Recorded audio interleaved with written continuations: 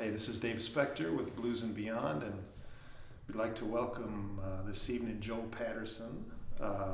He's been a fixture on the Chicago scene for many years. I'm really impressed by his versatility.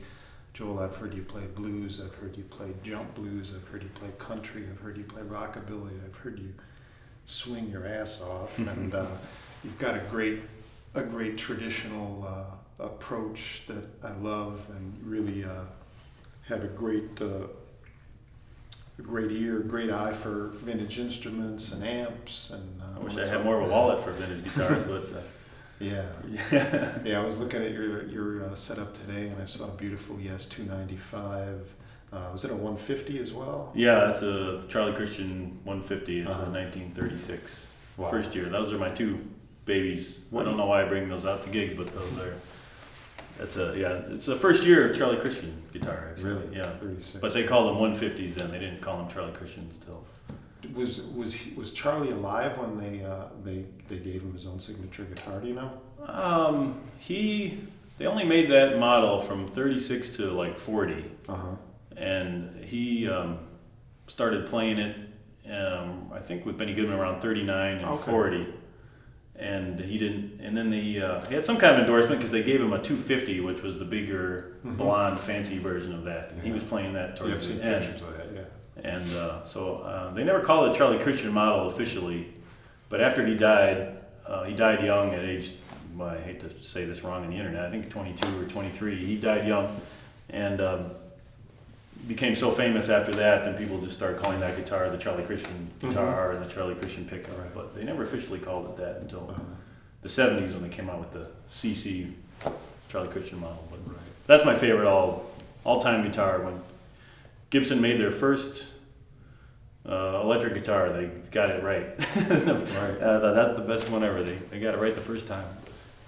And why, for guitar players out there who aren't familiar with Charlie Christian, why should a blues player or jump blues player who's looking to get into blues and looking to get into jazz listen to Charlie Christian? Well, he influenced everybody, jazz and blues. T-Bone, I know T-Bone Walker had to have been influenced by him playing his little swing lines. Tiny Grimes was very influenced by Charlie Christian. And Tiny Grimes took it a step further into more of an R&B rock and blues way, but he's started off as basically a Charlie Christian imitator when he played with the Art Tatum Trio.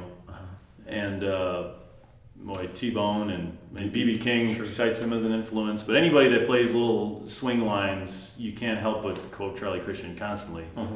And I've spent a lot of time when I started out transcribing Charlie Christian solos, and it helps you with blues, obviously helps you with jazz, helps you with tone because he was such, got such a great sound, and he's amazing. If anybody can find the live Charlie Christian jam session, have you ever heard that stuff at Minton's Playhouse? Somebody brought a tape recorder and put it on the stage, so there's actually like 8-minute Charlie Christian solos, which are great. But he influenced everybody. Obviously, all the jazz guys, Kenny Burrell, on Wes Montgomery. He started off imitating Charlie Christian.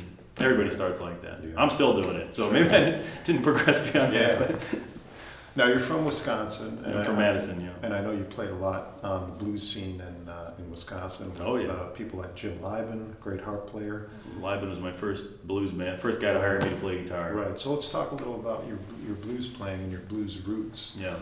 Coming up, who were you turned on to? Who were you listening to? When 80s, when I was in high school, just on a lark, I bought one of those Yazoo records at a record store. They put out all the country blues, and acoustic blues. And I just started playing guitar, and I just became totally obsessed with country blues. So all I wanted to play was 20s blues, Blind Blake, Blind Willie McTell, Blind Lemon Jefferson, Blind everybody. That was my ammo. Robert Johnson, and I did at the same time get into 50s Chicago blues and early B.B. King and Otis Rush and Magic Sam and all that stuff. So to me, the country blues and the electric Chicago blues, it was never like a competing thing. I always liked both of them equally. I know a lot of people are kind of, especially the country blues purists, are kind of, that's the only kind of blues. Which, as soon as blues guys got electric guitars, they plugged them in and stopped playing that stuff. So to me, it's all one big thing. And I love it all. So I don't discriminate. I love Albert King just as much as I love Blind Blake. So And I remember hearing you with Devil in a Woodpile, who you were with for quite a while. And I heard you do some great finger picking and saw you play National Steel guitars. And you, when did you start exploring alternate tunings? Pretty much right away when I started playing guitar, somehow I figured out, or somebody told me that Muddy was in Open G for all that early Muddy stuff, Plantation recordings and the early Chicago blues that can't be satisfied. So I knew about Open G, and then somebody told me about Elmore and Open D, and those are pretty much the ones I use. So when I started playing guitar, I immediately started. So I've always been comfortable with D, Open G, and regular tuning. I think that's pretty much all I do. I might do drop D occasionally for something, but and I immediately got into Tampa Red and Blind Willie Johnson, and Elmore, and all of Earl Hooker, Robert Nighthawk, all the slide guys. So so you gotta do a little bit of Open D if you want to play that stuff. Right. Nighthawk's good, and Earl Hooker, they play in standard tuning more. So, and Muddy did later. Did Tampa Red play in standard tuning? A little bit later, for some reason later, he was doing, but all early stuff was all Open D and Open E, or who knows where he was capoing. But all that early country blues stuff was Open D or E.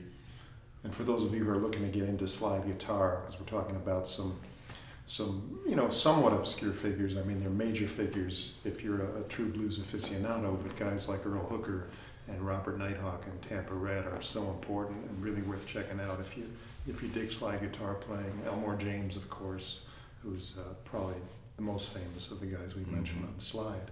And Muddy is underrated. I love Muddy's slide playing. Probably my favorite. Yeah.